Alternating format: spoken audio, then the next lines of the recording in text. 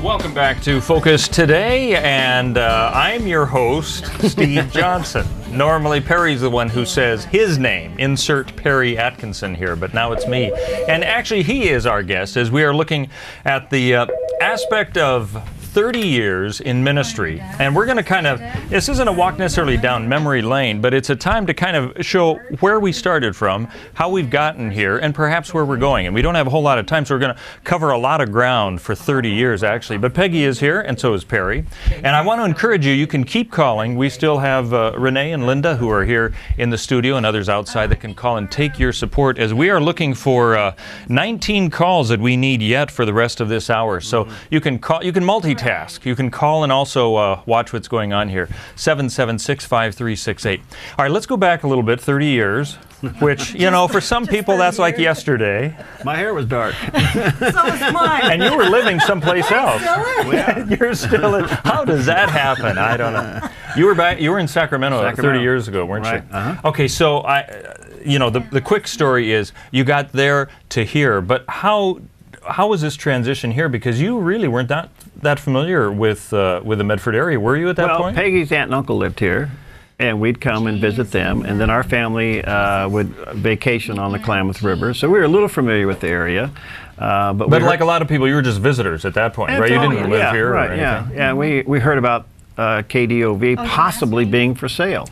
And that was after it had been owned for years and years by one guy, by right? Pastor Leo Wine in Ashland, and he founded the station back in November 1st, 1960. So the Dove has been on the air since November 1st, 1960. Wow, that's amazing. And so anyway, Peggy and I came up, I think it was like 81 or 82 when we first coming up to investigate it, because from the time we asked if the station was for sale and the day we took over was a little over a year. So you heard it might be for sale, so you talked to... Well, I went right in. I just walked in. Peggy and I drove up. Yeah. We walked in the church there, and here comes Pastor Wine out, and I said, "Hey, do you want to sell the radio station?" He goes, "Maybe." So was it based out of their church at that point? Yeah. Okay. And what kind of a staff did they have? Was it none? Volunteers? Yeah, or it was something? strictly volunteers. The transmitter and the control room were in the same room. You couldn't open up the mic because of the noise of the transmitter. Wow. Yeah. Oh, yes. So, the days of radio. And it was a 1,000 watt daytime station. It had to be signed on at sunrise and signed off at sunset. Now, were you a pilot in Sacramento at that time? I flew the traffic plane for KCRA radio and television, and then I flew and managed KFPK. I flew the traffic plane and managed general sales manager for KFPK. That's the radio station Rush Limbaugh got his start at. Oh, okay. Yeah. So, why did you think you might want to own a radio station? What made the transition? Here you are, a pilot for a TV station, saying, "I want to buy a radio station." What happened there? Well, I'll condense it. It was a combination of going to Bible college and falling in love with broadcasting. Oh, okay. At the same time, and I thought, well, great combination, get into Christian broadcasting. But do you remember the scripture the Lord gave you? No. Okay. That's why we have Peggy here. I'm supposed to remember something? Well, at the time you must have, but then you forgot. I believe that's the scoop you gave So what me, was- so Well, we would do this. That's your part. What was it? A dream comes through a multitude of business. Yeah. It's in Ecclesiastes. However, I've never found that scripture. But you said it was. Well, it's probably marked in my Bible. I forgot about that Well, one. let me ask you. A dream comes through a multitude of business. So you were a pastor on staff. You kind of left that out. Yeah. And you sold. I You were flew. manager and you flew. And so with all those business things, it's like a natural thing that we own a radio I station. guess. Yeah. What were you thinking about all of this? I mean, this is kind of a change for, it would be for you major as well. change. Yes, major change. So what did you think about his idea of wanting to get a radio station? We don't have enough time. Well, you know, it was. I think we were both surprised that we fell in love with the area and we wanted to do it. I don't think we had the foggiest idea what we were in for. No. When we bought the radio station, all I knew about radio is how to turn it on. Yeah. Okay, well, then let's move forward to you got to buy the station. Well, then, let me explain a little thing there. Yeah, we sold our house to buy, and I don't say that to mean anything other than the fact that we didn't have the money. And we made the deal and we didn't know where the money was going to come from. And Wow. we sold the house, and that started the ball rolling. We had no other way to get it. But you'd sign the papers. Yeah. To get KDOV. I don't recommend doing business that way. No. Yeah. And then you had to move everybody up, and you had 2 kids at the time, Oh, and yeah. all of that. Andy was 8 and Jason was 12. Wow. But we okay, told so them that they could ski. That was they could ski. That was when we the go. carrot. Yeah, you When we guys go go to skiing. Ashland, we'll teach you to ski. So we tricked them into moving with us. So And you being young, they had to come. and the station was based in Ashland then, right? So you moved into Ashland, right? Into the town. Right. Now I know that. I mean, when I was here for a couple weeks years ago, I was in Alder Creek at that location. But give us the locations of where the Dove has from been. the church to another little building downtown Ashland. And we were there it was actually in an attic of a business building. We stayed there a little bit, and we moved to another place because we need a little bit more. We actually need 2 studios. And then from there, we moved to the bank building upstairs at the bank. It was called Valley of the Rogue Bank, upstairs in Phoenix. Ah, okay. Because we had switched from 12:30 to 1300 a.m. We went from a daytime station to a full-time station. Then we got 1300. Which is a big station, and we took that from 5,000 watts to 20,000 watts. So And I there are just thought stories the Lord called there, us too. here to redecorate all these offices. I see. Yes. I like that idea. That's pretty good. But Jason worked on the air. Peggy did traffic.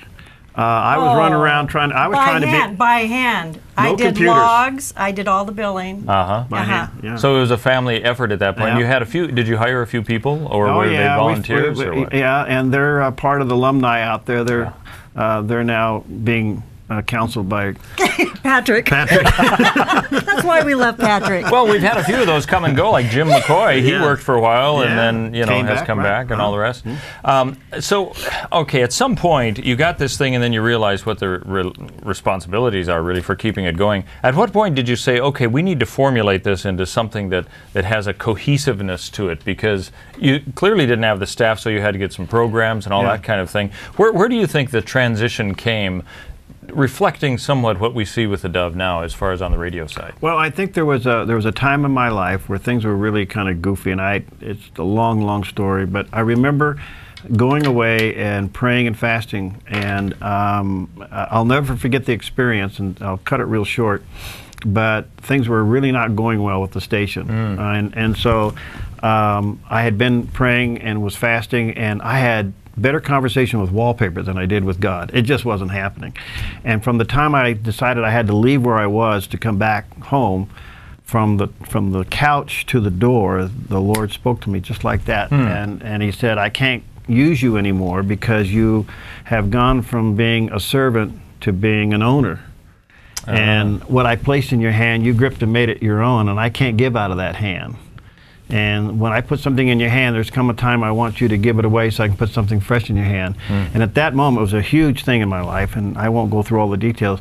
We took the station and put it into a nonprofit organization, and Peggy and I gave it away. Everything we had invested in it, we just put it into the nonprofit organization and said, okay, God, it's yours. And from that point, the FM came available. Oh, yeah. And that came through First Baptist Church in Medford. Pastor Croy had that frequency, and the Lord spoke to him. He was not to put it on the air, that we were to put it on the air.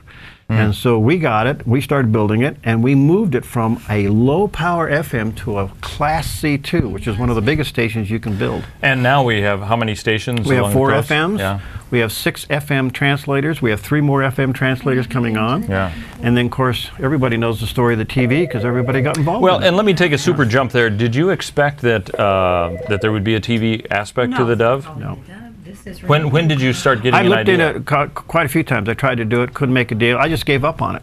And I thought, well, and you know what? I looked at television, Peggy and I looked at television and goes, we don't need to do that. There's enough of that out there. Yeah. Even though some of it I don't necessarily agree with, but I thought, well, that's being covered. We didn't do that. And then all of a sudden, George Sebastian came in and said the Lord spoke to him. He was living in Klamath Falls. I have this license, you're to have it.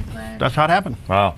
You know, it reminds me both the example that you said during that difficult time from the couch to the door that you had, that idea of the analogy of holding sand. You know, the Lord gives you sand. The more you grip it, the more it falls through your fingers. Right. So it's holding loosely what He's giving you, realizing you've got the responsibility, but he may want anything to be done with it. I think so when that's you pretty make cool. whatever it is, to me it was the radio station. Peggy and I was our life savings involved in the business. We had to give it up. I think it could be that, it could be anything. I think we had both of our sons, as you know, critically injured, and you come to a point where you have to say to God, all right, God, they're yours. Yeah. And when you take your hands off of something, something happens. I can't explain it. Something happens, and God uses that. But I can't tell you it's easy. Well, that's why this whole thing, even now, when you're calling in to support the Dove, it's a faith ministry. I mean, in so many ways that way, and that's why we rely so much on our listeners and engineers like Bill right behind me. And you can call us to support the Dove right now. We appreciate you doing that. We just wanted to give you kind of a snapshot of behind the scenes, because we know we've got upwards of 1,000 new people moving to the area every month, and some of you may have listened to the radio or watched the TV for some time. Others may not have known the story behind it. So I want to bring Peggy and well, I'm Perry looking in at for the that. number over there, you know, and here's another faith thing. We need to do $49,000 today to stay on target. Yes, that's right. Yeah. And that is a huge amount of money. Yeah. But, you know, I've learned to trust. I can't tell you this faith walk is easy. Peggy and I know we sweat it out, and it's just not easy. But I can tell you that we're going to trust the Lord to meet that today. Well, and it's almost like we have a theme that's holding loosely and letting God, really, is what it ends up being, because we don't know what's going to happen. So you can support the Dove right now, 541-776-5368. And we want to celebrate a little bit the 30 years. You know, it's time for a party when you've been here for 30 years. So thank you for your faithfulness. And we have a celebration now. This isn't my going away party, is it?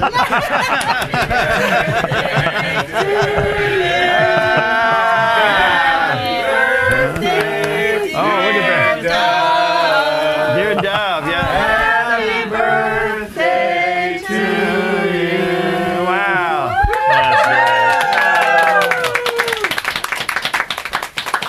And you know what This is a modern day. I'm going to take a picture.